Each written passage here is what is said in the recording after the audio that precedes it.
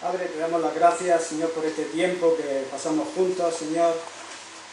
Donde tú, Señor, oh Padre, eres el centro de nuestra atención, quien tiene todo el poder y toda la autoridad, que puedes sanar, que puedes salvar, que puedes hacer maravillas entre tu pueblo, Señor, y por esa razón venimos a ti en esta mañana para rogarte también que estés con Cari en estos momentos y que puedas, Señor, oh Dios, darle esa presencia tuya a su espíritu y pueda sentirse, Señor, oh Padre, confortablemente. Señor, te pedimos, Señor, que tú puedas bendecir también la palabra, Señor, y el testimonio de los Gedeones internacionales. En el nombre de Jesús, amén. Buenos días, hermanos. Un poco fuerte el testimonio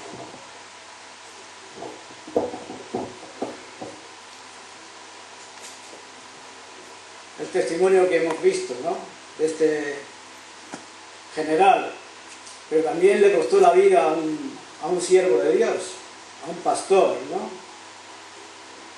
Y que hoy en día nosotros gozamos de mucha libertad, como hemos visto, tenemos esta libertad para distribuir la palabra de Dios de una manera libre en este país, pero en otros lugares les cuesta las vidas a las personas, como le costó a este pastor, ¿no? Y este pastor realmente dio testimonio con su vida. Y voy a compartir un mensaje que me ruego me disculpen mis hermanos gedeones, porque ya lo compartí en la Iglesia Evangélica Española, acerca de la cruz, ¿no? Y qué importancia tiene que nosotros veamos y tengamos presente siempre en nuestras vidas la obra de Cristo que realizó en la cruz. Como decía, este pastor dio testimonio. Sabéis que la palabra testigo proviene del griego y quiere decir marturio, de donde proviene la palabra mártir. Él dio testimonio por medio de su muerte. Y eso es, me seréis testigos.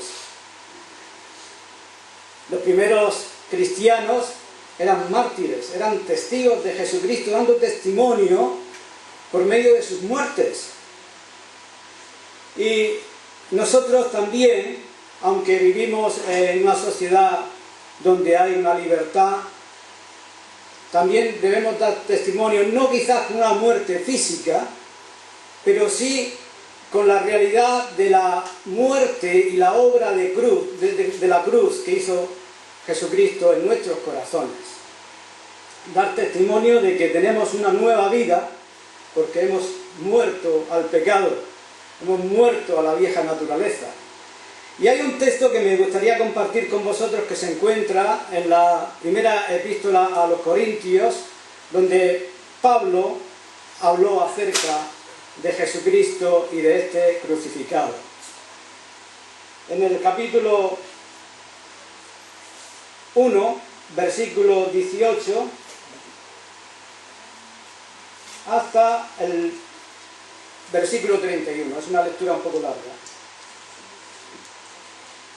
Dice: porque la palabra de la cruz es locura a los que se pierden, pero a los que se salvan, esto es a nosotros, es poder de Dios.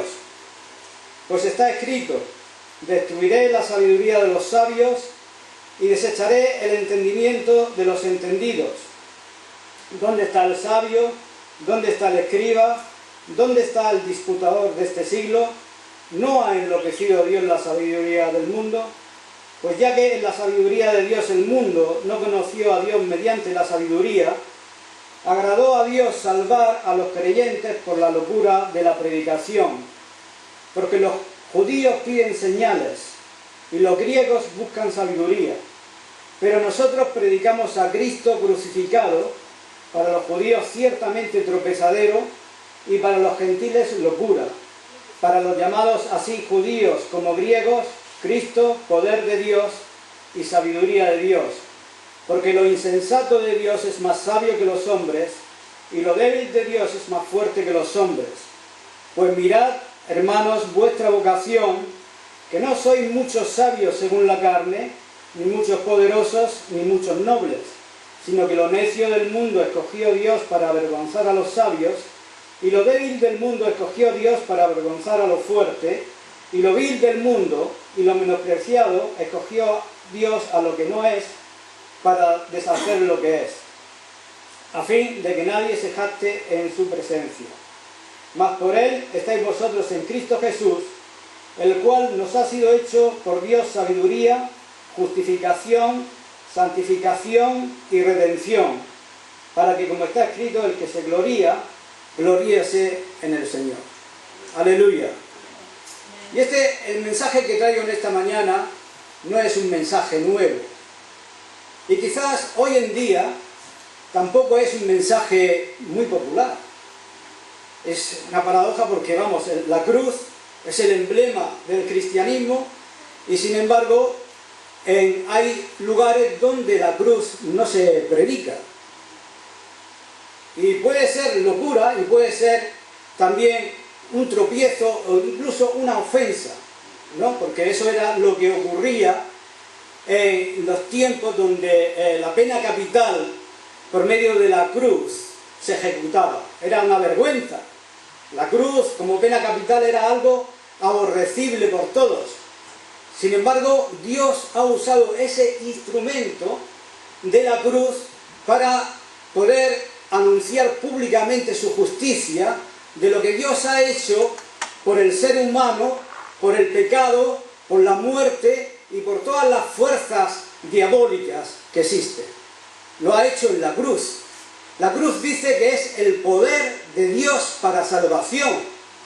Un evangelio que no contenga el mensaje de la cruz puede contener mucha sabiduría, puede tener religión, puede tener, no sé, filosofía, puede tener tantas cosas, pero si no hay cruz en el mensaje, no hay poder. No está Dios obrando el plan y el diseño que Él tiene para todos nosotros. Y por esa razón, qué importante es que nosotros apreciemos lo que Jesús ha hecho en la cruz. La palabra de la cruz es locura. Es contraria. ¿Qué es la locura? La locura es la pérdida del juicio, es algo que va contra la razón. No se puede entender. Por eso en este pasaje habla muchísimo acerca de la sabiduría de los hombres. Los corintios estaban en Grecia, estaban en un ambiente, en un entorno filosófico, había grandes pensadores, grandes filósofos, y quieras que no, ese ambiente también les podía afectar a ellos. Y quizás les podría influir en su manera de pensar, y por eso habían al principio estas divisiones donde uno valoraba quizás la oratoria de Apolos o veía, no sé, a Pedro hablar con tanta autoridad y veían también a Pablo hablando de los misterios de Dios y lo veían quizás desde el punto de vista filosófico y cada uno decía, bueno, pues yo soy de Pablo, yo soy de Pedro, yo soy de Apolos.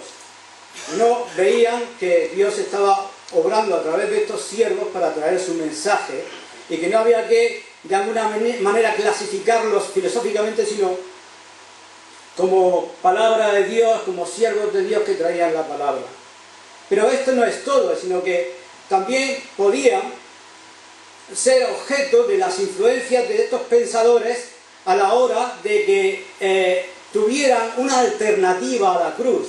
Porque ¿qué es la filosofía?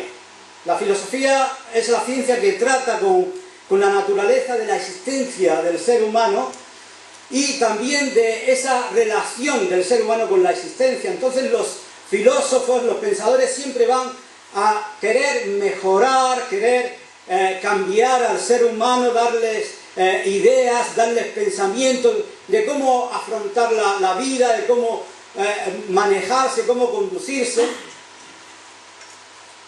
Y quizás no utilicen el método no utilizaban el método de Dios. Algunos filósofos eran deístas, ¿no? Y algunos grandes científicos lo han sido. Ellos de alguna manera creen en la existencia de Dios, pero solamente a través por ejemplo, los teístas creen en la existencia de Dios a través de la naturaleza, ¿no? Y pueden ver que a través de la naturaleza hay una mente brillante, hay un propósito, hay unas leyes naturales que gobiernan y se dan cuenta de que existe un Dios. Y por esa razón, Pablo, escribiendo a los romanos, dice que las cosas invisibles de Él, su eterno poder y deidad, se hacen claramente visibles desde la creación del mundo, siendo entendidas por medio de las cosas hechas, de modo que las personas no tienen excusa al decir que no existe un Dios. Estos por lo menos afirman de que existe un Dios, y grandes científicos como Einstein pues veía y daba testimonio de la grandeza de Dios, del poder infinito de Dios, pero sin embargo los deístas no creen más allá de esa realidad. O sea, ellos no creen en las religiones, no creen en la revelación de las Escrituras, no creen en Jesús, y todo es de una manera indirecta. Nos gozamos y nos alegramos por ellos, ¿no? Pero también se cumple el versículo que dice que profesando ser sabios se hicieron necios porque cambiaron la verdad de Dios por la mentira y dando culto a las criaturas en vez del Creador. Al final toda la filosofía y toda la sabiduría de ellos va dirigida al ser humano, a la parte natural del ser humano, para darle unas respuestas y darle unos valores naturales, pero no espirituales. ¿Por qué? Porque la sabiduría de este mundo no está basada en el principio de la muerte y de la resurrección. El cristianismo, hermanos, está basada sobre el principio de la muerte y de la resurrección. De hecho, las dos grandes ordenanzas que nosotros tenemos testifican de eso. Sea el bautismo, por el cual damos testimonio públicamente que morimos y resucitamos. O sea, la Santa Cena, que siempre estamos dando testimonio de la muerte de nuestro Señor Jesucristo y de su resurrección. Y el método de Dios, a diferencia del método humano de querer cambiar, de querer reformar, de querer retocar, el método de Dios es la cruz y es de poder dar respuesta al hombre, pero de una manera radical. Y quizás este es el mensaje que es ofensivo para nosotros. Quizás nos cueste aceptarlo. Pero, hermanos, Dios no puede mejorarte a ti. Dios no quiere darte unos toques. Dios no quiere cambiarte. Dios quiere que tú sepas que tú tienes que morir. Tienes que morir a tu ego, tienes que morir a tu vieja naturaleza, tienes que morir a tus pretensiones en este mundo, y Dios no está interesado en una religión, sino está interesado en una nueva creación, en una nueva vida, una vida que surge de la muerte. Y eso es un principio que los filósofos o los sabios no vieron, de que realmente también en la naturaleza existe el principio de la muerte y de la resurrección. Jesús dijo, si el grano de trigo no muere, queda solo. Pero si muere, lleva mucho fruto. Y hermanos, eso es un principio que está revelado en la naturaleza para las personas sabias, tenían que verlo. De que ese grano, esa semilla que cae al suelo, ese cuerpo de la semilla tiene que morir, y sirve como sustento al germen que nace nuevo y que produce una nueva vida. La vida cristiana es una vida de muerte y de resurrección, de acuerdo a como yo entiendo el Evangelio. Y eso lo podemos ver en la naturaleza, como he dicho. De hecho, Pablo da testimonio también en 1 Corintios 15, cuando habla de la resurrección, que alguien le pregunta, pero ¿con qué cuerpo vamos a venir nosotros en la resurrección? Y él le dice, necio, lo que tú siembras no se vivifica si no muere antes. Si siembras en cuerpo animal, resucitará en un cuerpo celestial.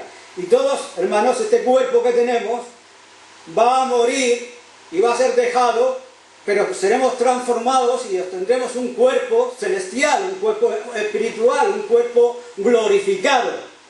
Eso en con relación al cuerpo. Pero también tenemos que apreciar dentro del cuerpo todo lo que hay, que también tiene que ser transformado. Es una transformación. También se encuentra en la naturaleza el principio de la transformación, que es palabra que viene también del griego y que significa metamorfosis. La metamorfosis es el cambio que experimenta de forma una oruga antes de convertirse en mariposa. Tiene que haber una transformación en nuestras vidas interna. Y esto no es posible si no es por medio de la cruz. No es posible. Quizás una persona pueda convertirse en religiosa, tener actividad religiosa, pueda ser filosófica y tener buenos pensamientos y buenas ideas, pero la vida que tiene que surgir en nosotros surge por medio de ese cambio, de esa transformación, donde la cruz está implícita. Ahora, como decía, la palabra de la cruz es locura. Y esto es algo difícil de entender, aún incluso lo fue para los propios apóstoles.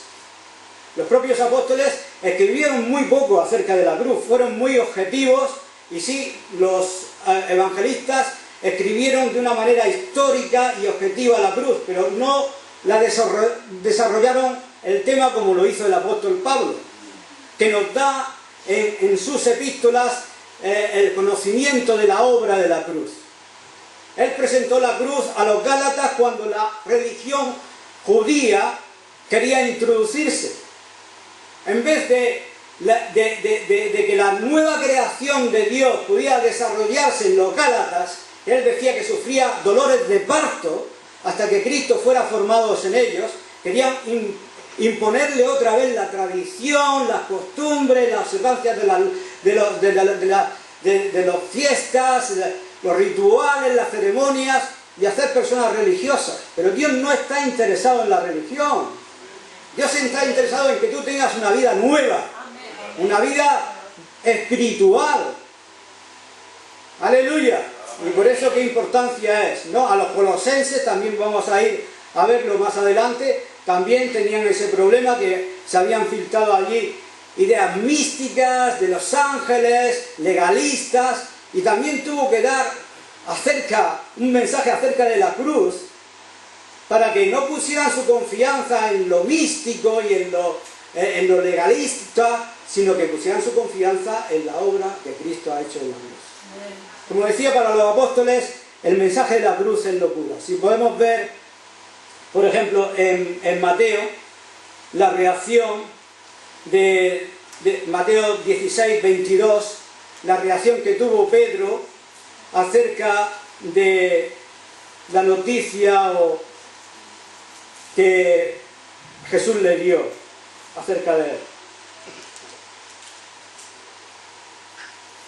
Mateo.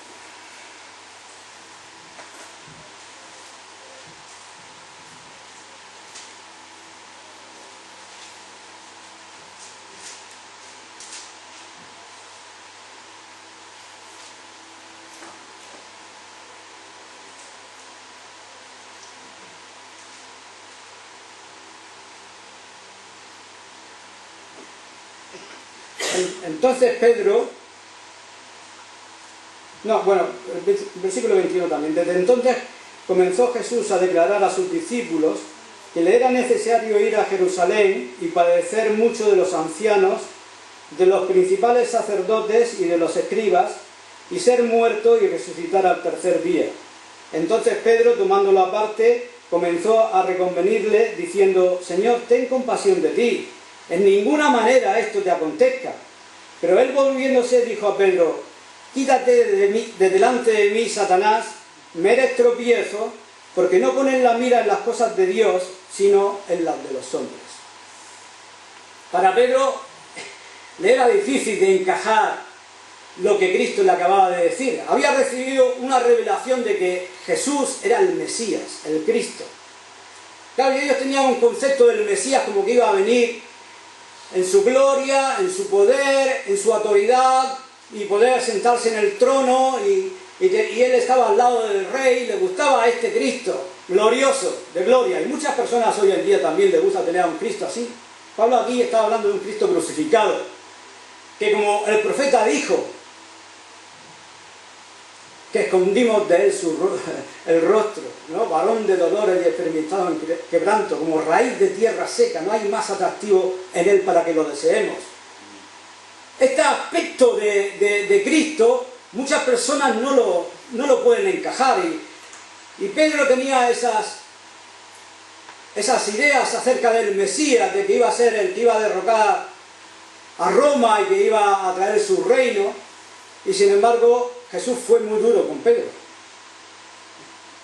Le dijo: quítate delante de mí, Satanás, porque no pones tu mira en las cosas de Dios, sino en las de los hombres. Y eso es, muchas personas no ponen la mira en las cosas de Dios, ponen la mira en las cosas de la tierra, y quieren usar a Dios para obtener la bendición terrenal aquí.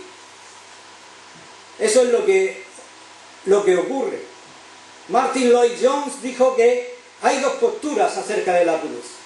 Están los que se glorían, como hacía el apóstol Pablo, que él decía: lejos de mí este gloriarme, sino en la cruz de nuestro Señor Jesucristo, por quien el mundo me es crucificado a mí y yo al mundo. Era una persona que apreciaba la obra de la cruz en su vida y hizo que Dios obrara en su vida y pudiera ser un ejemplo para todos nosotros. Porque muchas veces hablamos de Cristo, pero Pablo también es un ejemplo. Sed imitadores de mí, dijo él, porque él realmente pudo dar testimonio de la obra de la cruz obrando en su vida. Y luego, por el contrario, están aquellos que él los denunciaba en sus epístolas diciendo que eran enemigos de la cruz de Cristo, cuyo Dios es su vientre y cuya gloria es su vergüenza, que solamente piensan en lo terrenal. Y aquí estamos como Pedro. Él pensaba en el aspecto terrenal del Mesías. Él pensaba acerca de las cosas terrenales, de las bendiciones terrenales. Hermanos, nosotros somos peregrinos. Estamos de paso. No nos vamos a llevar nada de lo que consigamos en esta tierra. Jesús dijo: haceos tesoros en el cielo, donde la polilla ni el orín corrompe. Nosotros somos llamados a vivir, a poner nuestra mirada arriba, en los cielos. Pero desgraciadamente hay tanto cristianismo que está poniendo su mirada en la tierra, y por eso son unas personas que son enemigas de la cruz de Cristo. No pueden predicar la cruz porque va en contra de las enseñanzas que están dando. Y sin embargo Jesús les dijo: quítate delante de mí, Satanás, porque me eres tropiezo. Bueno, y qué palabra esta tan fuerte, Satanás, decirla, ¿no? Pero es que la palabra Satanás significa un adversario. Un adversario es una persona que está en contra de los planes y de los propósitos y de los diseños de Dios. En esos momentos era un obstáculo Pedro para el diseño y el plan de Dios en cuanto al propósito de la cruz. Y no podía entenderlo. Y es así, ¿no?, de que yo en eso veo como Satanás también, como siempre ha actuado a lo largo de toda la cristiandad, desde el principio, intentando de desvirtuar la deidad de Cristo, de desvirtuar la obra de Cristo, el mensaje de Cristo, de poder pervertirlo. Y eso es lo que está haciendo también con la cruz. Está ofreciendo otra alternativa. Y está permitiendo que la filosofía y la sabiduría de este mundo entre y dé esa otra alternativa. Y cambie el mensaje central del Evangelio, que es la cruz. de nuestro Señor Jesucristo. Y Satanás siempre tiene sus estrategias. Al principio de la cristiandad, como hemos visto con este mártir, él se presentó como un león rugiente que amenazaba, que aterrorizaba a los cristianos, pero estos no se dejaban amedrentar y eran capaces de poder dar testimonio incluso entregando sus propias vidas. Y se presentaba como un león rugiente, pero al ver que de esa manera no pudo frenarlos, luego se convirtió en un ángel de luz. Y entonces se infiltró como ángel de luz para pervertir el Evangelio de Cristo. Y una de las cosas que está más pervirtiendo es el mensaje de la cruz. Luego también es como serpiente antigua, se presentó en Edén al ofrecer el conocimiento, la sabiduría. Y eso es lo que está haciendo hoy en día, ofrecer alternativas. Por eso hay tantos movimientos dentro de la cristiandad que son neopentecostales, donde utilizan mucho los movimientos del nuevo pensamiento, los movimientos del potencial humano, donde todo está de alguna manera dirigido a la naturaleza humana, pero no proveen ninguna vida, ni proveen nada hacia el hombre espiritual. Y eso tenemos que estar alertas de eso. Porque, hermanos, la entrada al reino de Dios, ¿cómo es? El mensaje más básico del cristianismo que nosotros tenemos se encuentra en Juan, capítulo 3, un pasaje muy conocido por todos. Juan, capítulo 3,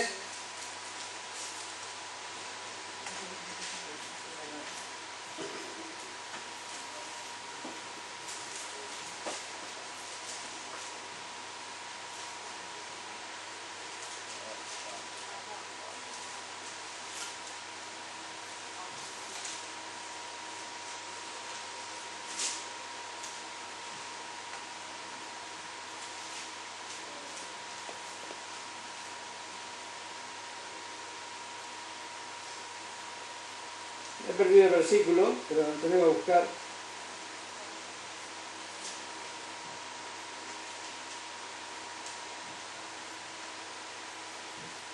Jesús utiliza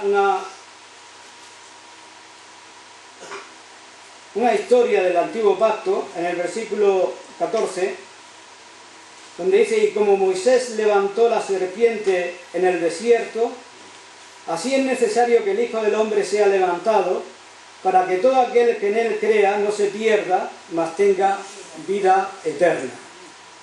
Usó esta historia o este acontecimiento que ocurrió en el nuevo pacto. Para la persona poder nacer de nuevo, tiene que contemplar, esa es la respuesta que Jesús dio a Nicodemo, que muchas veces nosotros conocemos muy bien la pregunta, ¿cómo podemos nacer de nuevo? Pero ¿conocemos la respuesta? La respuesta se encuentra en que tenemos que mirar a Jesús alzado, crucificado, para poder realmente recibir ese nuevo nacimiento. Esto es lo que Jesús le dijo a Nicodemo. Si lo queremos ver gráficamente ilustrado en Números 21:6, en la referencia que él utilizó,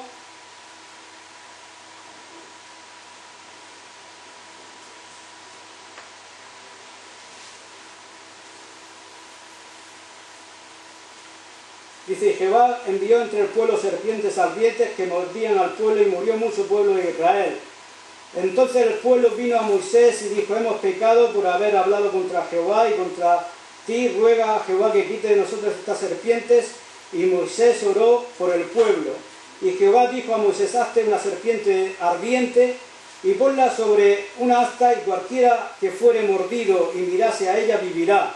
Y Moisés hizo una serpiente de bronce y la puso sobre una asta, y cuando alguna serpiente mordía, alguno miraba a la serpiente de bronce y vivía. Esta es la ilustración, que esto es un acontecimiento y un anticipo de la importancia que tiene de ver la cruz y lo que Cristo hizo en ella. Aleluya. Aquí estas personas habían murmurado, se habían quejado contra Dios, habían pecado. Las consecuencias del pecado es la muerte. Y las personas, Dios permitió que esas serpientes ardientes viniesen como símbolos del pecado y mordiesen y inyectaran el veneno de la muerte y morían. Pero entonces las personas se arrepintieron, reconocieron, pidieron a Moisés que retirara las serpientes.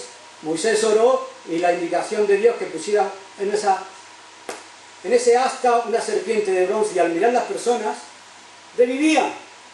Esto es algo que lo podemos ver claramente de la obra de Dios. Dice Scofield que la serpiente aquí es el símbolo del pecado juzgado. El bronce habla del juicio divino. La serpiente de bronce es un tipo de Cristo también que fue hecho pecado por nosotros, al llevar el juicio que nos corresponde. Realmente Dios intervino ahí para colocar esa serpiente y para ejecutar un juicio, y estas personas tenían que entender que su pecado les llevaba a la muerte y que el juicio de Dios venía, y venía sobre una persona, sobre Cristo, para que ellos pudieran ser libres del pecado y resucitar a esa nueva vida. Esto es lo que evangelio básico, evangelio más clásico no creo que exista en este aspecto. Y por eso qué importante es ver lo que Jesús hizo en la cruz.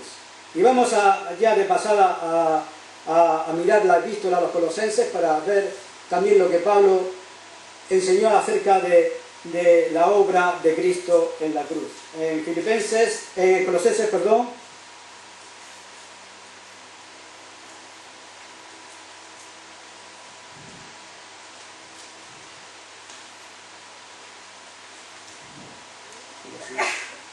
Colosenses 2.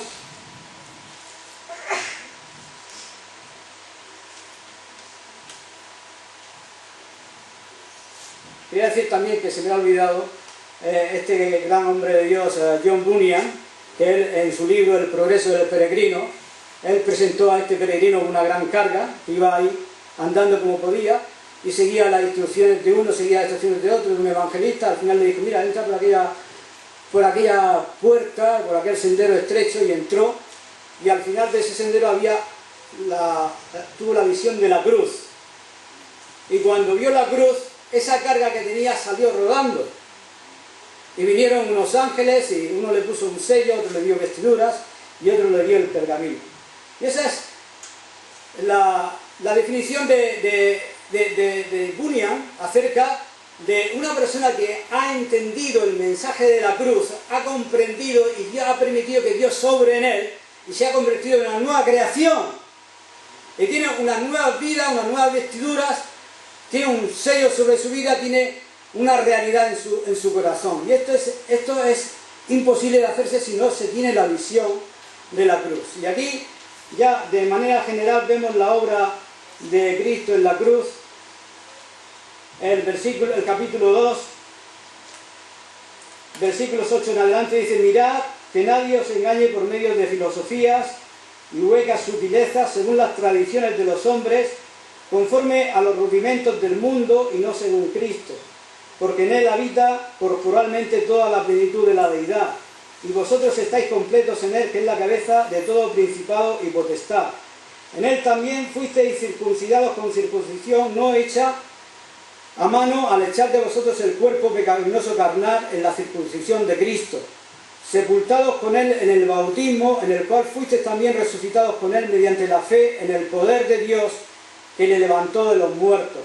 Y vosotros, estando muertos en pecados y en la incircuncisión de vuestra carne, os dio vida juntamente con él, perdonándoos todos los pecados, anulando el acta de los decretos que había contra vosotros, que nos era contraria, quitándola de en medio y clavándola en la cruz, despojando a los principales, a potestades, los exhibió públicamente, triunfando sobre ellos en la cruz. Y aquí vemos lo que Jesús hizo en la cruz. El hombre no puede, hermano, tratar el problema fundamental del hombre mismo, que es la muerte. No puede tratar con el problema fundamental, que es el mal, que es todas las huestes satánicas, espirituales que hay en este mundo. El hombre, por mucha filosofía, por mucho que quiera, no puede. Sin embargo, en la cruz, aquí se nos dice de que Él venció al que tenía el imperio de la muerte, a Satanás, y lo exhibió públicamente. ¡Aleluya! Somos libres. Cristiano genuino es libre de la obra de Satanás. Va a ser tentado por él, pero él ya no ejerce un control sobre el cristiano. Somos libres porque Jesús lo ha derrotado en la cruz. No solamente eso, sino que ha clavado todo tu pasado. ¿Cuántas personas sufren hoy en día por el pasado? Recuerdos, memorias. Y ahí está el enemigo para traerles los recuerdos y la memoria, para poder de alguna manera quitarles el gozo, quitarles la dicha. Y está ahí. Sin embargo, nosotros tenemos que mirar en la cruz y ver que Jesucristo clavó el acta. Ahí. Aleluya. Yo a veces siempre lo digo, que los policías tienen todas las fichas de todos los delincuentes. Ellos no clavan nada en ningún sitio. Ellos están ahí pendientes de ser juzgados. Pero es que nosotros, hermanos, hemos sido libres por la obra de Cristo en la cruz. Gloria al Señor. No solamente eso, sino que también trató con nuestra vieja naturaleza. Dice que fuimos circuncidados al echar de nosotros el cuerpo pecaminoso carnal en la circuncisión de Cristo. Hermanos, y esto es lo que intentaban los judaizantes traer, en vez de traer una nueva creación, puesto de tratar con el problema fundamental del hombre, de su pecado, quería traer otra vez algo que Dios había establecido para un tiempo en el pasado, en el antiguo pacto, y traer otra vez la circuncisión y la ley. Y Pablo les tuvo que decir, ni la circuncisión ni la incircuncisión vale nada, sino una nueva creación. ¡Aleluya! Y esa nueva creación Dios lo ha hecho por medio de proveernos el remedio viendo la cruz. ¡Aleluya! Hermanos, ya paro aquí porque no sé, ya se ha hecho tarde, pero quedaba más, ¿no? Porque esta es la parte objetiva. Si fuéramos a Gálatas veríamos la parte subjetiva, donde el apóstol Pablo se aplicó la cruz a sí mismo, a su yo, al mundo, a la carne, y hay mucho más para meditar sobre este tema. Si quieres conocer el poder de Dios, hermanos, muchas personas lo buscan en sensaciones, en experimentos, pero en la cruz, hermano, está el verdadero poder de Dios para salvación, para liberación, para transformación, para que podamos realmente anhelar de obtener ese supremo llamamiento que Pablo dijo a los corintios, que vosotros no sois ni muchos sabios ni muchos nobles, y que ese llamamiento era Cristo Jesús mismo en ellos. Cristo es nuestra sabiduría, nuestra justificación, nuestra redención. Él lo es todo en nosotros y nosotros tenemos que permitirle que Él lo sea en nuestras vidas. ¿Cómo? Nosotros tenemos que morir para que Él viva. Hermanos, este es el mensaje de la cruz. El Bautista dijo, es necesario que yo mengue para que Él crezca. Yo creo que Pablo diría, es necesario de que yo muera para que Él viva. Espero que no te haya sido ofensivo porque este mensaje, pero hermanos, esto es el poder de Dios para salvación y tenemos que, como el apóstol Pablo, gloriarnos, gozarnos en Él. El Señor os bendiga grandemente.